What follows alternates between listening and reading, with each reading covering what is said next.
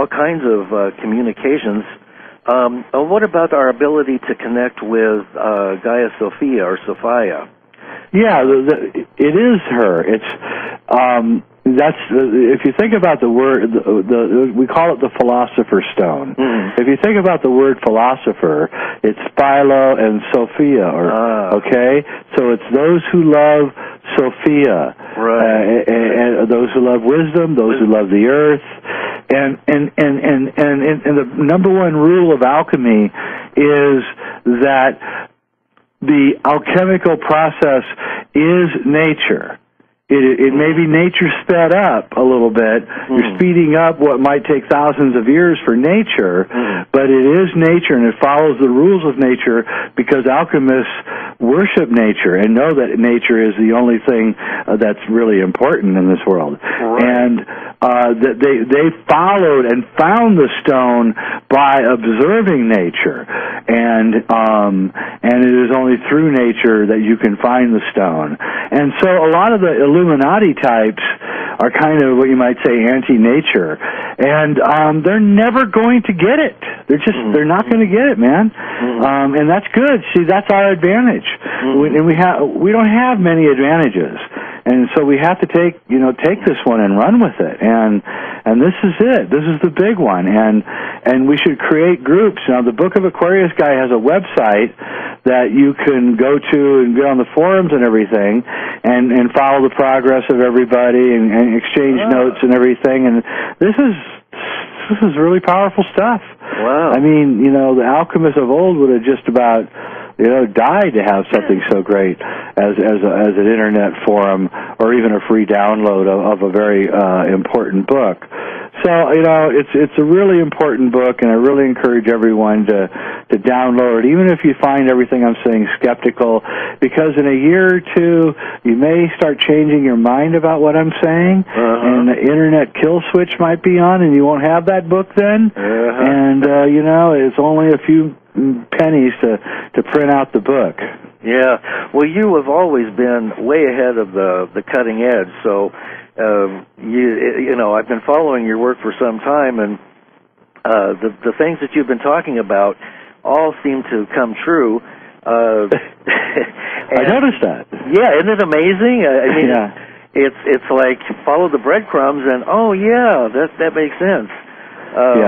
And I was listening to one of your interviews earlier about the rings of Saturn and the comparison to Tolkien's Lord of the Rings. Yep. And the idea of Chronos and time and the moon matrix and the rest of it, and it all ties together as you have put it together. Well, it's true, and that's actually again what I'm talking about. You see, we are slaves to time. Yes. And so I say that we're living in a monochronic universe, when actually the universe is polychronic. Yeah. And we've been the Saturnian powers, Saturn being Chronos, or time, or Father Time, and also the Grim Reaper, and devours children so that he can be made young again. But we've been slaves to Saturn or to Chronos. Yeah. And you have to ask yourself, well, when did we become slaves? And you can see that, it was when we started agriculture and created, settled down and created communities, and we had to protect the land from predators and from other people, and then we had to build fences, and then we decided that maybe our children weren't really all that great, and they'd be better as slaves, working in the fields for us. Yeah. And then, what the hell, the wife too, she can go out there and work. And then, why should I work? I'll just go capture all the people in the neighboring village and have them work for me. And this is where we went wrong. And the stone unleashes us from that.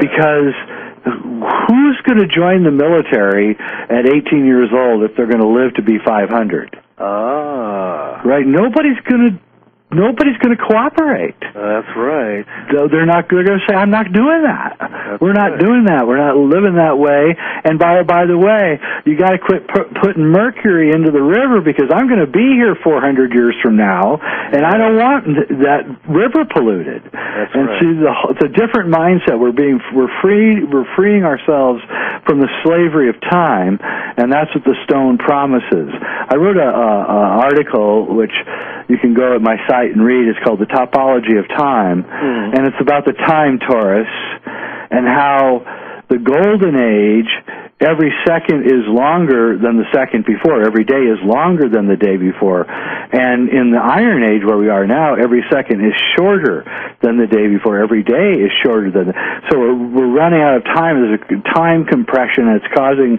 massive panic and huge mistakes. And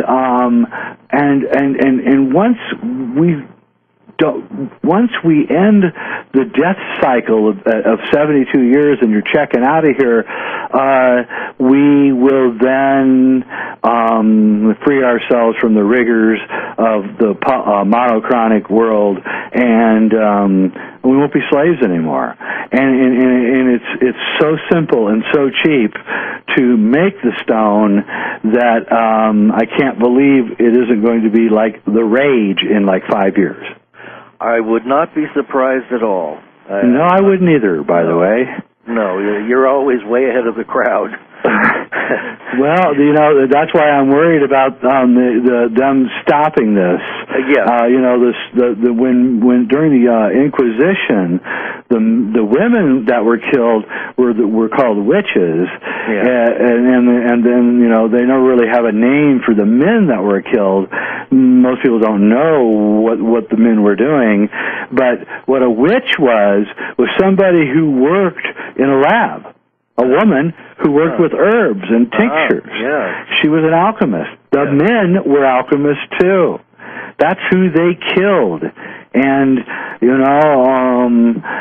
we'll see whether they come after us now. And my bet is they don't. And I'm making a big bet. And I have a lot of people telling me to just shut up, go make the stone myself and just be quiet. But I'm already out in the open, and they're going to come get me no matter what. Right. So there's strength in numbers. If you're doing military strategy, there's strength in numbers and also surprise, right? So we got to get as many people doing this as possible, and we've got to keep it as quiet as possible so that when it comes out all at once. The genie's out of the bottle. They can't put it back. It spreads like wildfire. Charlie Sheen gets on TV and talks about how great it is. Whatever. I don't really care who does it. But it spreads like wildfire, and then pretty soon the entire system collapses of its own weight. The debt disappears because it's just a bunch of phony crap anyway. The pollution, everything starts disappearing slowly. And here's the thing with the stone. I'm totally against nuclear power and what's going on over in, I call what's going on over in Japan, I'll be nice, Fukushima. And, but I think even the radiation is not going to affect you if you have enough chi.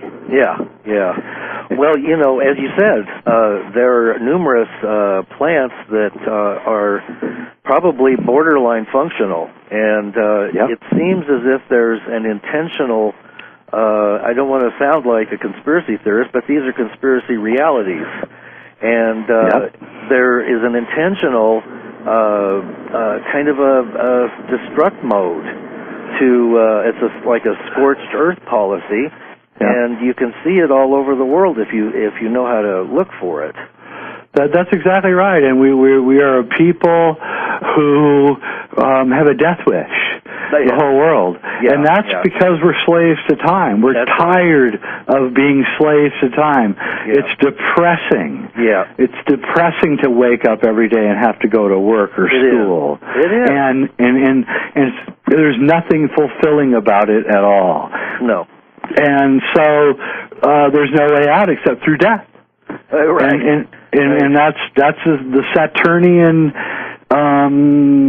ritual. The Saturnian ritual is to kill you at the end of your time, and you better damn well appreciate it. Yeah, yeah. And we need to break free of the monochronic world that we're enslaved in, and the only way to do it is through the stone. Yeah, yeah. Well, don't you feel that the whole system is going to come crashing down no matter what happens? It is, and so it's even more incumbent on us to get the word out and to get the stone made before they start cutting the power and energy. And that's right. I mean, the big debate is among the people that I talk to is, do the elites have the stone, and are they going to crush us, or are they also damn stupid that they think that we are a bunch of idiots for even thinking that such a thing exists? Okay, the former people all say I should shut up and go away. Yeah. The latter people all say that we need to talk and get it out as fast as possible. Yeah, yeah. I just, I looked at it and I said, it'd probably be safer to shut up and just go down to my little lab downstairs and work, but is that really safer? And the answer is no. What's safe is to have 25,000, 100,000 people all doing it at once. That's right. And then they can kill me, but guess what? There's 99,000 more people that are going to rise up. And in that, we can defeat them without firing a shot and crush their useless, worthless, what some people refer to as culture. Right. Well, it seems like it's a cheap imitation of the old cultures, and everything is turned into something plastic and artificial and dumbed down. Everything is fake. Everything is fake.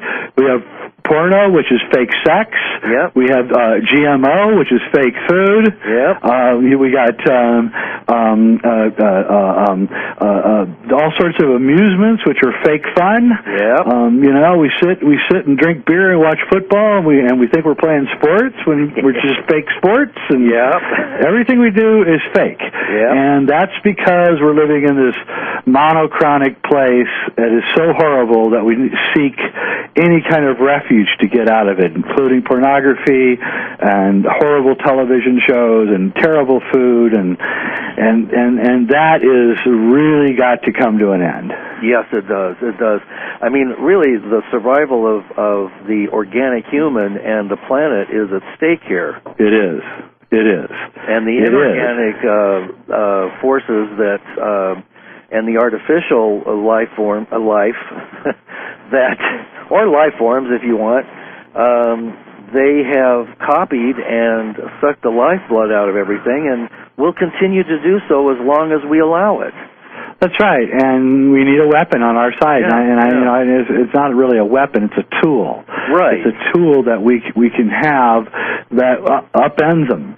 They're going to tip over anyway, dude. It's just a matter of time. So the right person just pushing them a little bit, and they're going to topple.